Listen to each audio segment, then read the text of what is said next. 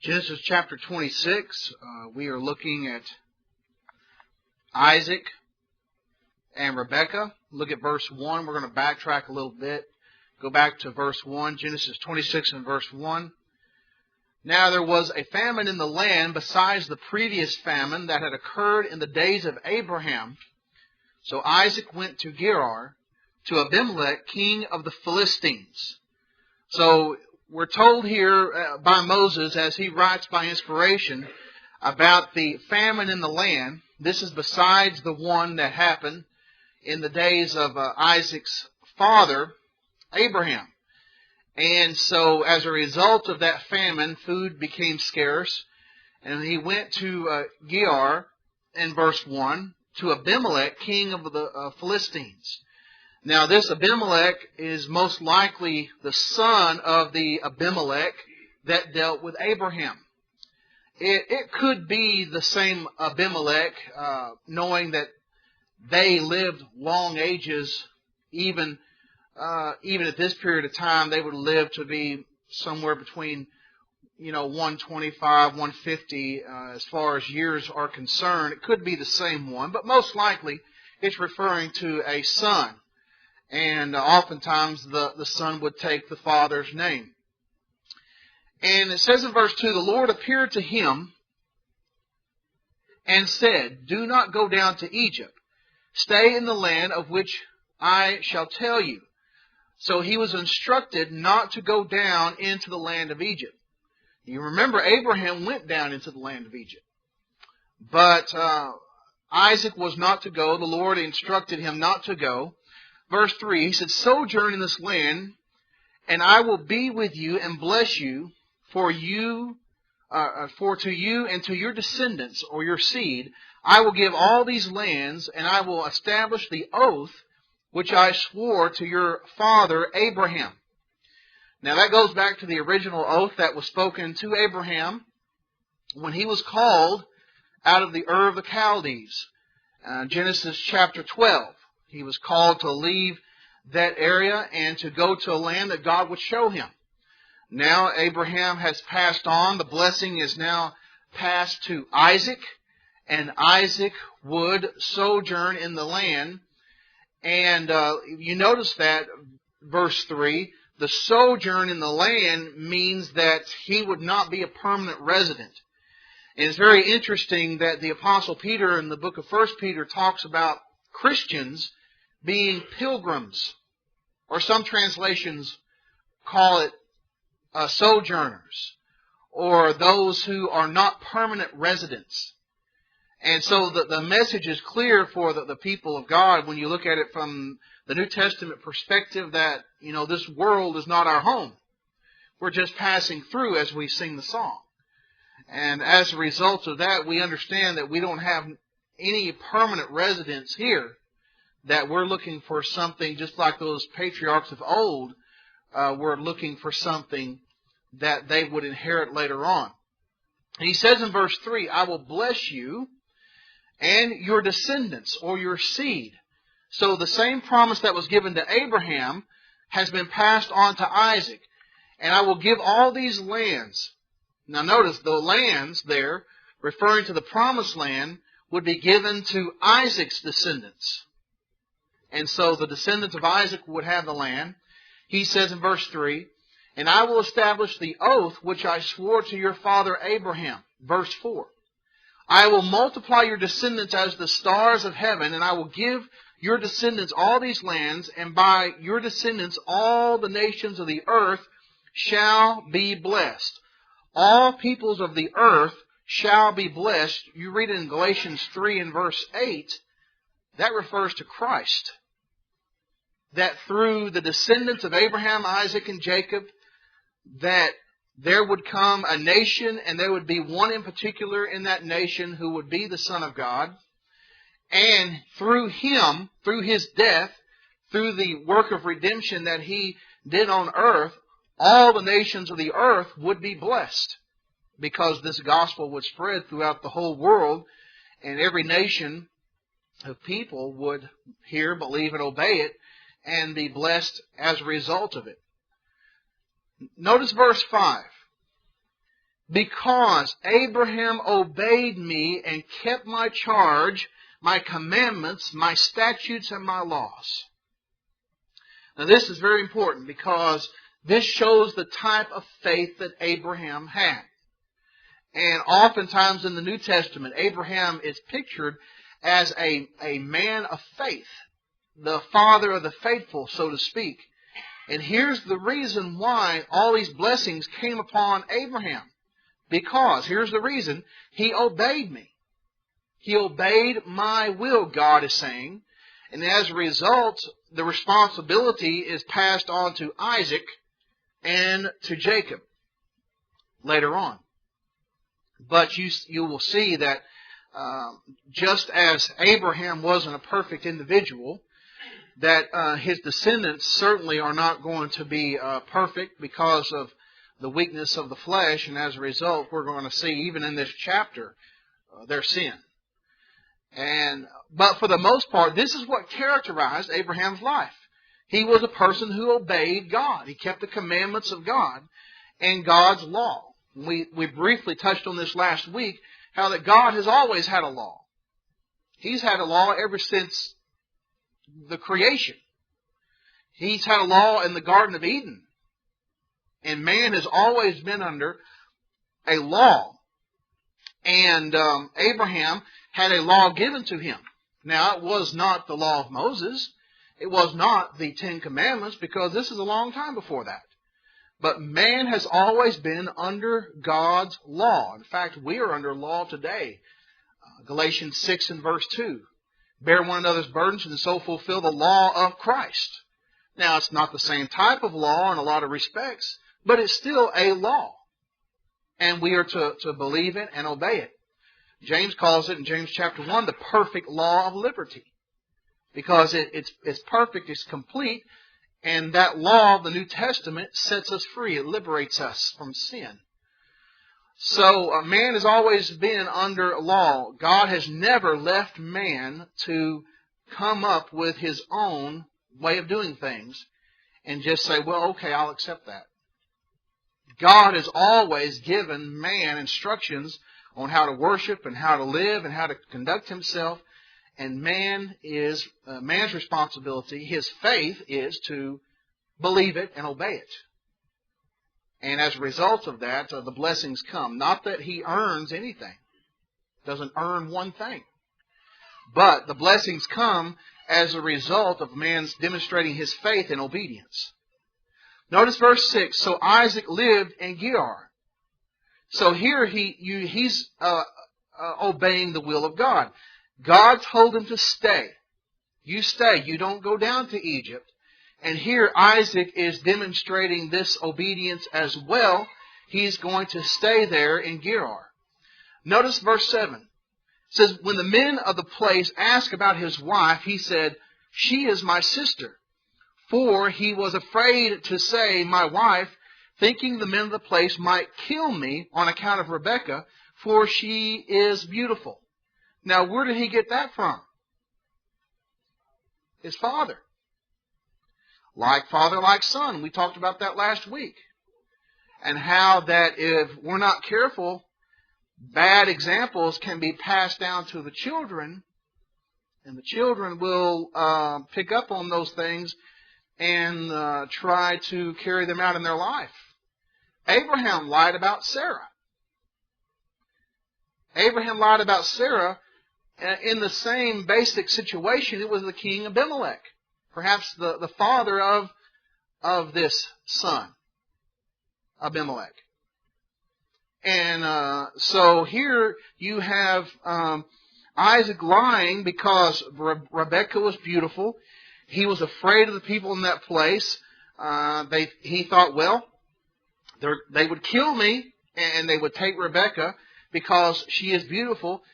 Now he's demonstrating faith, but not a complete trust in God.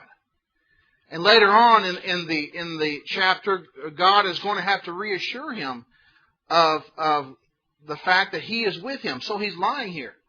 And God does not approve of lying in any shape, form, or fashion in any time period of history, whether it be patriarchal, Mosaic, or New Testament age, lying has always been wrong. In fact, Jesus said of Satan that he is the father of lies.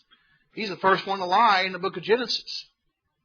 Genesis chapter 3, when he told Eve, "You shall not surely die." So you have Isaac lying. Verse 8, and it came about when he had been there a long time. We're not told how long, but a long time. That Abimelech, king of the Philistines, looked out through a window and saw, and behold, Isaac was caressing his wife Rebekah. So here you have Isaac showing an affection towards Rebekah that a brother does not show towards a sister. It was a husband and wife type of affection that Abimelech saw as he looked out through the window, verse 8, and he saw this, and a light went on in his head and said, "That's his wife. That's his wife." Verse 9, then Abimelech called Isaac and said, "Behold, certainly she is your wife. How then did you say, 'She is my sister'?" And Isaac said to him, "Because I said I might die on account of her." So here Abimelech is fearful. Probably heard about what happened to his father and the words that were spoken to his father because of Abraham and Sarah. Was it not God who said to Abimelech, "You're a dead man," because he was going to take Sarah to be his wife? And so he probably knew something about that and realized the severity of what was going on. And so, verse 10, Abimelech said, "What is this that you have done to us? One of the people might have lain with your wife, and you would have brought guilt upon us." It seems here that Abimelech had some more moral sense than Isaac and realized the severity of the situation, that this would have brought guilt upon us. And so he's basically saying, how could you do this to us and bring a guilt upon us? So verse 11, Abimelech charged all the people, saying, "He who touches this man or his wife shall surely be put to death." That's pretty severe. That's pretty severe. This is how seriously Abimelech took it. Marriage was held in a sacred honor, and Abimelech understood that you don't tamper with another man's wife. I don't know how much he knew about the will of God, the one true God, but he knew that marriage was sacred to a certain extent, and made it so severe that if you touch this man or his wife, you're going to die. So we've talked about this when Abraham lied, and we've said before, there is not one good reason to lie. There's never a good situation or a situation in which it is correct to lie, ever. You don't find that in Scripture. You find the opposite. You tell the truth. And if Isaac would have had a little, probably more trust in God, he would have found out that Abimelech would have been a person that would not have touched him or his wife Rebekah, because it seemed like he had a respect for the covenant of marriage. So he did not give Abimelech enough credit, and as a result, he lied. And really, Abimelech was just surprised. Why would you do this? You see, when we lie, when we don't tell the truth, we bring, of course, it's a sin, but we destroy our credibility. It's hard to believe anything else that a person is going to say. If they're going to lie to you about this, what else are they going to lie to you about? So credibility is destroyed. Credibility is destroyed. So here you again, the Bible, Moses by inspiration doesn't skip over or whitewash the sin of this patriarch Isaac, points it out. Here, he sinned. He lied. And as a result, it's recorded for us as a bad example of what not to do. Any questions or comments about that? As I said before, there's not a good situation, and there's no excuse for lying in any shape, form, or fashion. And he probably felt the pressure of thinking that Abimelech would kill him. But so many Christians today would lie for something so much less. Oh, when the phone rings, tell him I'm not home. You're standing right there in the house. You tell your children, tell him I'm not home. That's a lie. And that's severe. My mother would always say, I'm not here. It's that whole deception thing. Tell them I'm not here. Tell them I'm not available, or something of that nature. And and when we do that, we teach our children it's okay to lie in certain situations and to be dishonest. And we saw with Abraham, he told a half truth because Sarah was his half sister, but a half truth, it's a whole lie. And so there is no good reason to lie. It is a sin, and we need to understand that if a person does not repent of lying, they'll be lost just as much as anyone else. Yes? Shawn, don't you think that all the people on the earth at the time of the patriarchs knew what God's desires were for mankind? We study Abraham, Isaac, Jacob. We think, well, God spoke to them and told them what he wanted. But I don't think there's been a time that God would leave someone desolate and not know what his will is. Right. And all these people that were on the earth then, I believe, had God's law. Right. Knew what was right and wrong. And this Abimelech was one of the believers and doers of God's law. Right. I believe that there's truth in that. You go all the way back to Noah. Noah had the whole human race right there in his whole family. And so there were laws, commandments, a covenant given to Noah and his family, and the responsibility was to pass it on to generation. And so I believe to a certain extent that the will of God was known. I mean, that's why in every culture of the earth, no matter how primitive it may be, there's a story about a flood.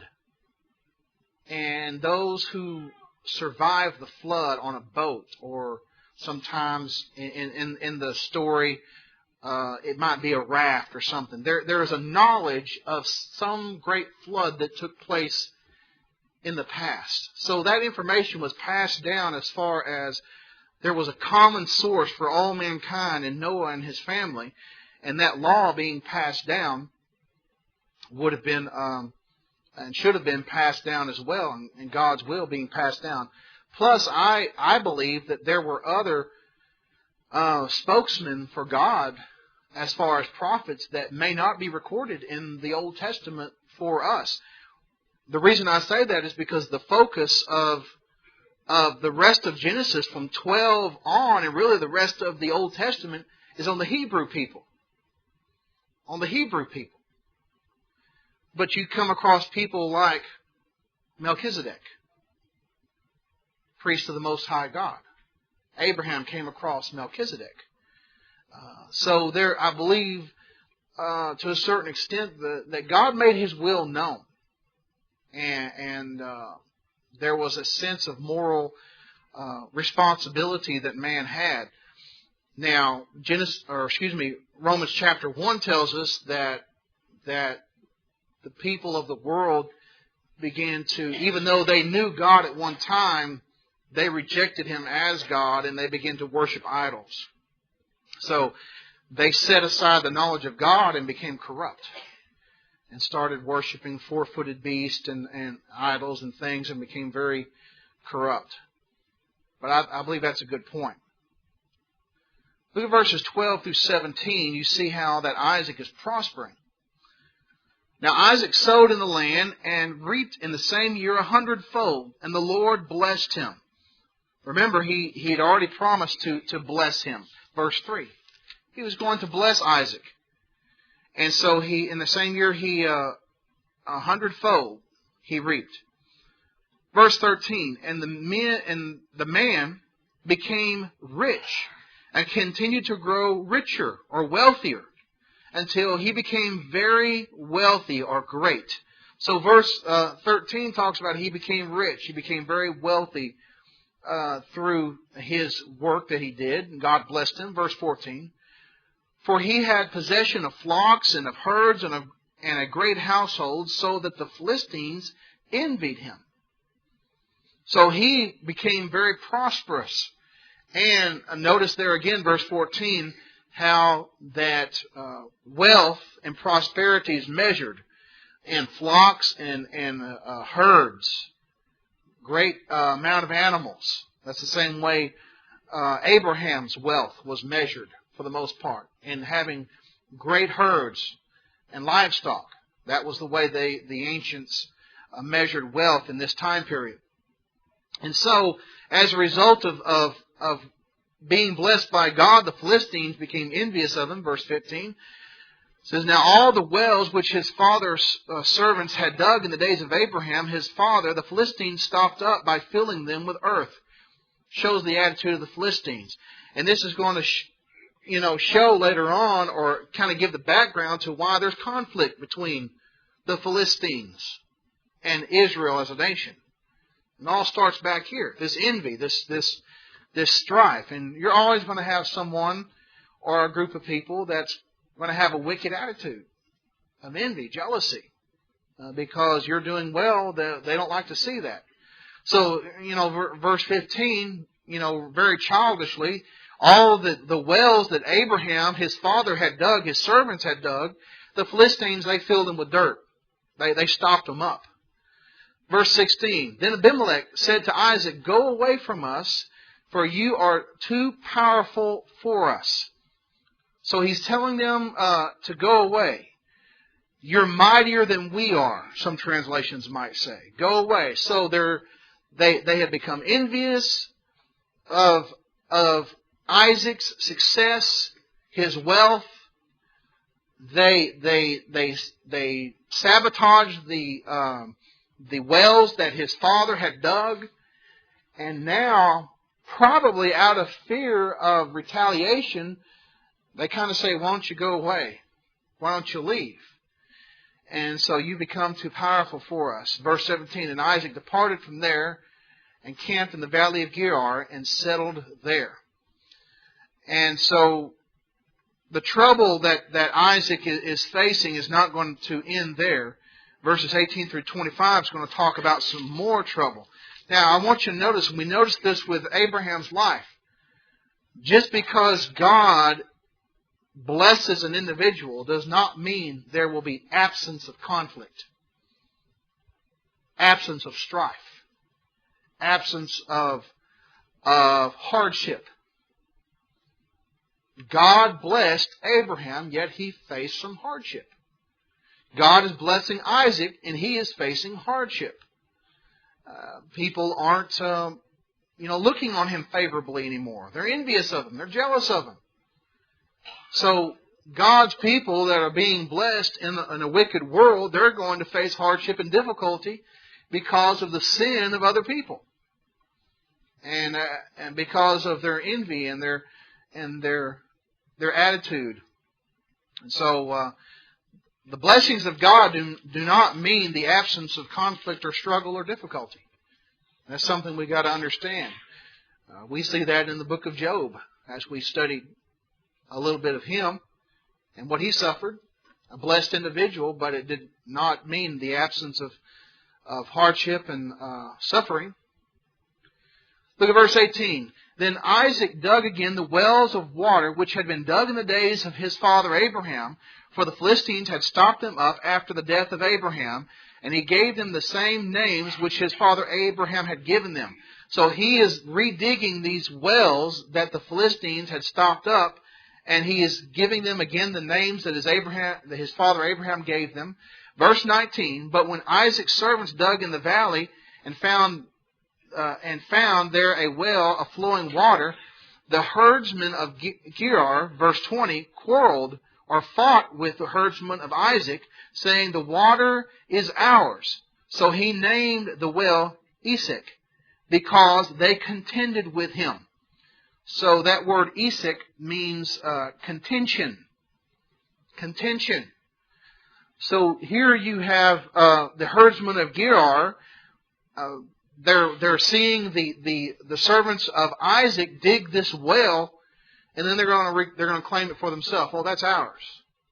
Well, they let Isaac's servants do the hard part, dig the well. Now they're going to claim it. Well, that's ours. Verse 21, then they dug another well, and they quarreled over it too. So he named it Sitnah. And that word means enmity. Enmity. Verse 22, he moved away from there and dug another well, and they did not quarrel over it, so he named it Rehoboth. For he said, at last the Lord has made room for us, and we will be fruitful in the land. So verse 22, that name means broad places. Rehoboth. And so there's plenty of room there, broad places. And so they finally found a spot that they could have for wells that would not be taken away from them. And remember, in the ancient world, to have a well was the life source of your family and your livestock. If you didn't dig a well in some of the arid areas, you would die. Water wasn't readily available at some times. And to have a well was very important. Verse 23. Then he went up from there to Beersheba. Verse 24, and the Lord appeared to him in that same night and said, I am the God of your father Abraham. Do not fear, for I am with you. And I will bless you and multiply your descendants for the sake of my servant Abraham. Now, he appears to Isaac here, tells him he is the same God of his father Abraham, told him basically the same thing as what he told Abraham. Is he said to him, do not fear, I am with you. Now, why would he tell him, do not fear? And why would he reassure him, I am with you? What had just been going on in the chapter? Every time they dug a well, you had someone take it away from you. The herdsman of Gerar. He already had problems with Abimelech earlier in the chapter. Abimelech said in verse 16, go away from us, for you are too powerful. It's said in verse 14, the Philistines envied him. So here you have Isaac, not trying to find trouble, but trouble's finding him. And as a result of just, trying to raise his family and he's being prosperous in his activity as far as what he is doing, God blessing him as he sowed in the land and dug for these wells and such, the Lord blessing him in all these things, he was making a bunch of enemies all around him, and he wasn't even trying. You can make a bunch of enemies and not even try. And he was just being blessed by the Lord, and all these people were giving him a hard time. And as a result of that, God spoke to him to reassure him. He says, I am the God of your father Abraham. Do not fear, I am with you. And we're not told how much time passed between the statements that he gave to him in verses 2 through 5 and verses 24. We don't know how much time passed there, but it was time, and God always does everything at just the right time. It was time for Isaac to be reassured. And God's Word reassured him. And that's what we have in written form to us, words of reassurance. When we study and we read and we come across passages that give us strength and encouragement, they're words of reassurance. And this is what was a direct word of reassurance to Isaac. Don't be afraid, I'm with you. Yeah, all these people around you, they're envious of you, they're jealous of you, they're giving you a hard time, but I am with you. And, you know, that reminds me of passages in the book of Romans, Romans chapter 8, of God before us, who can be against us? So, it was word of reassurance for him. Look at verse 25. So he built an altar there and called upon the name of the Lord and pitched his tent there, and there Isaac's servants dug a well. So here you have Isaac building an altar there. He called upon the name of the Lord, which is an expression of responding to God positively and an expression of worship to Him. And he dwelt there, pitched his tent there, and he dug a well there. Now, it's very interesting, verses 26 through 35, that you see Abimelech having almost a change of heart towards Isaac. We're not told exactly why this change came about, but eventually it seems like Abimelech kind of changed his mind. At first he told him to get away, verse 16, go away from us. But now look at verse 26. Then Abimelech came to him from Gerar, and his advisor Ahuzath and Phicol, the commander of his army. Verse 27. Isaac said to them, why have you come to me, since you hate me and have sent me away from you? So he's wondering, what are you coming to? Why are you coming to me? You told me to get away from you. Here you're coming to me now. Verse 28. They said, we see plainly that the Lord has been with you. So we said, let there now be an oath between us and even between you and us, and let us make a covenant with you. They could see how that Isaac was in a relationship with the Lord, and that word Lord there is in all capital letters, so it's referring to that special name that you find in English as Jehovah or Yahweh. We see that Yahweh has been with you, and so let's make an oath, a covenant with one another, verse 29, that you will do us no harm, just as we have not touched you and have done to you nothing but good and have sent you away in peace. You are now the blessed of the Lord. So Abimelech, after a period of time observing Isaac and his family, he says, we see plainly that the Lord has been with you. The question we need to ask ourselves, can people see plainly that the Lord is with us? Do we act, behave, react like the people of God, or do we act, behave, and react just like everyone else? That's a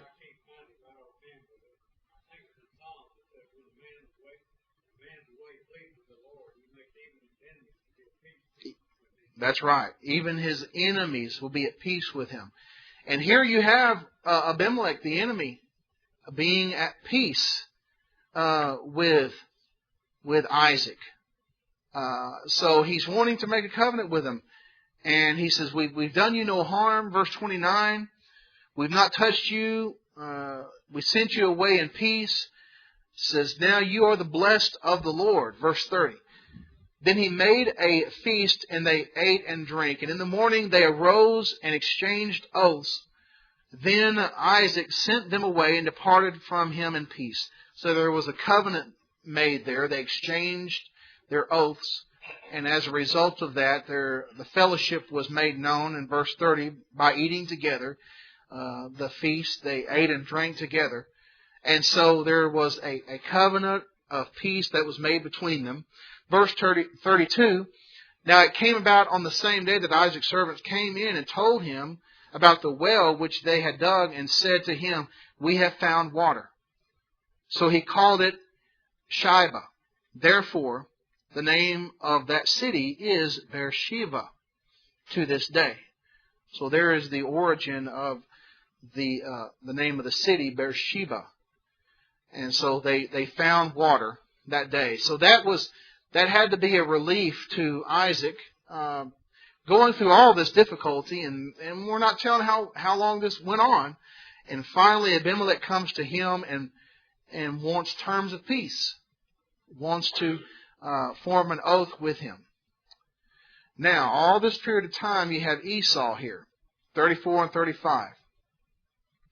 When Esau was 40 years old, he married Judith, the daughter of Beri, the Hittite, and Basemath, the daughter of Elon, the Hittite. And they brought grief to Isaac and Rebekah. Here you have a situation where you remember what Abraham wanted so bad for Isaac. Wanted him to marry who? Someone of the family. Someone that was not of the people. And Esau, who was not very spiritually minded. We've already seen how he had sold his birthright, was willing to do that. And you see that in chapter 25. 40 years old, he marries two women, Judith, and she is a Hittite, and Basemath, another Hittite. Daughters of the people, daughters of the people of the land, and marrying outside the family. And we talked about how that's important, spiritually speaking, to marry in the family, within the family of God. Christians should marry other Christians for there to be success. And as a result of this, look at this, it brought grief to Isaac and Rebekah. So Esau marrying outside the will of the family there brought problems. You look at in the New Testament, I know the context here is not dealing with marriage, but I think the principle could apply. 1 Corinthians chapter 15, verse 33, Paul says, do not be deceived, evil companions corrupt good morals. Or some translations say, bad company corrupts good morals. And as a result of bad company, so many good people have gone astray or have gone bad. And so you find the principle throughout the Scripture. Look at Proverbs chapter 13 and verse 20.